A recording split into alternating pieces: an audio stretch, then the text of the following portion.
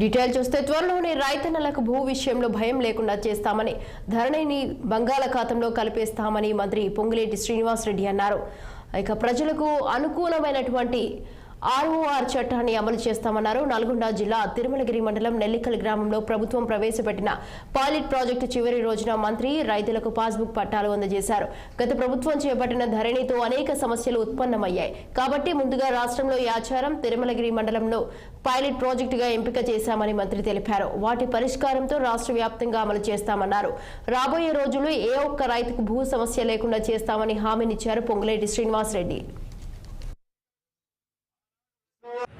ఆనాడు 2022లో ఏదైతే ఆనాటి ప్రభుత్వం కొత్త చట్టాన్ని తీసుకొచ్చి ఆ చట్టము ద్వారా 2020లో ఆ చట్టము ద్వారా ధరణి అనే ఒక పోర్టల్ తీసుకొచ్చి ఆ రెండిటితో సామాన్య ప్రజల జీవితాలతో ఎలా చెలగాటమాడిందో మనందరికీ తెలియంది కాదు.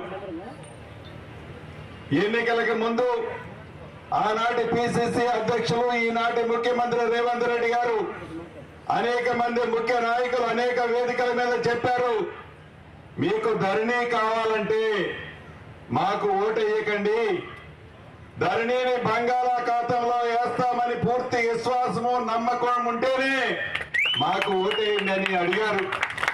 అడిగితే యావత్ రూరల్ ప్రాంతంలో ఉండే ప్రతి ఒక్క సామాన్య రైతన్న భూమి ఉన్న ప్రతి ఒక్క ఆసామి ఆనాడు ఇందిరమ్మ రాజ్యం కావాలని ఆశీర్వదించారు, దీవించారు. ఇందిరమ్మ రాజ్యాన్ని తెచ్చుకున్నాం. ఆనాడు